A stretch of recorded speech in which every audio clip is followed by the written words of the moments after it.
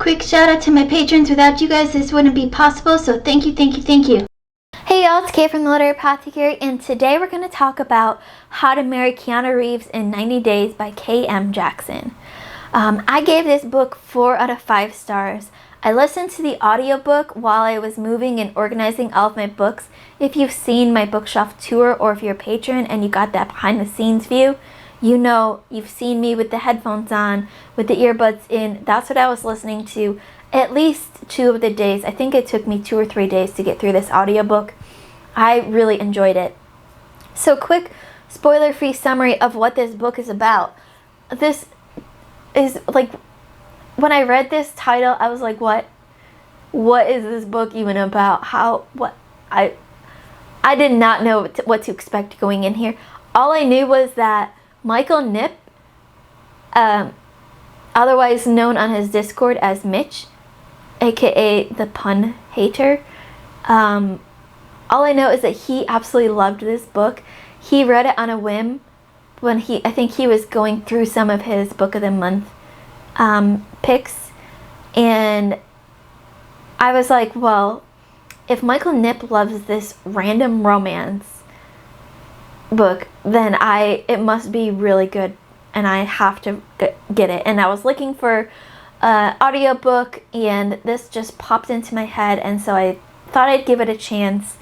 And y'all, this book is a hilarious road trip rom-com, friends to lovers trope.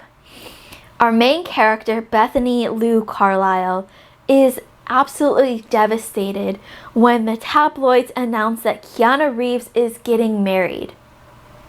Lou has been obsessed with Keanu for as long as she can remember, and everyone knows it. Lou and her best friend Truman Erickson, True for short, drive all across the country, literally from New York to LA, to find Keanu so that Lou can confess her undying love for him and convince him that marrying this other woman is an absolute career ender. There's so much that I loved about this book. I gave it 4 out of 5 stars and not 5 stars because it didn't feel like a 5-star book. It felt like a good, solid 4-star book, but that doesn't mean that there's nothing I would change about it. It was really great. It was a cute romance. The narrator was fantastic. She gave you all of the feelings that you would feel in these particular situations, and there's a lot of crazy situations that the 2 main characters got into. And she just put so much of that energy and emotions into her narration. It was fantastic. The book kept my attention when it needed to, but also let me daydream and wander off of my thoughts as I was organizing my own books, which I really appreciate in an audiobook. Sometimes you want audiobooks that are going to keep your attention the entire time, and sometimes and those are usually books that I will be immersion reading, so I'll be reading along in the physical text. Sometimes you just want a book to keep your attention for part of the time. It doesn't have to be the whole time, just the important parts. And this is one of those books. I appreciated what it did for me in the moment that I needed it. It was relatable. We've all, or at least I can't speak for everyone, but I'm sure a good majority of you all have had these celebrity crushes where you know far too much information about the celebrity. You are absolutely devastated when you find out something different about them, whether they're getting married or they're dead, or they're gay and you're not that sex, whatever it is. I think a majority of us have had one of those kinds of celebrity crushes at some point, whether we want to admit it or not. For my I've had many of those, to be honest with y'all, which is why this main character was so relatable to me. But my very first one that I can remember was when I was like 6, and it was John Wayne, the Western movie star. And I remember I had always watched these John Wayne movies with my grandpa, and one day he pointed to the TV and said, "You need to find a man like that to marry one day." To my 6-year-old mind, that meant I need to marry John Wayne. in order to make my grandpa happy. And then it was like several years later, I found out that John Wayne was dead. He died of cancer. And I was just absolutely devastated.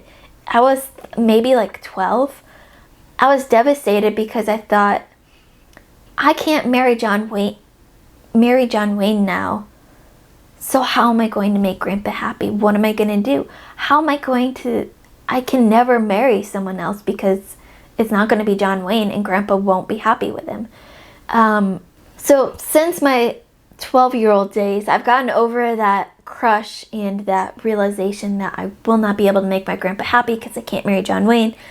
Other things have made him happy throughout his longer life, and so, but that was my first celebrity crush where I absolutely could relate to our main character being devastated by news about her celebrity crush, Keanu Reeves. So now that I've rambled on a lot about this book, more than I usually do, it feels like, I will wrap this up by saying solid 4 out of 5 stars for How to Marry Keanu Reeves in 90 Days by K.M. Jackson. If you're looking for a fun rom-com, especially, a road trip rom-com, a great for the summertime, a great audiobook, romance, highly, highly recommend How to Marry Keanu Reeves in 90 Days. That's it for now. As always, my Patreon and my Discord information will be in the description below. Keep reading, and I love you all to the moon and back. Bye.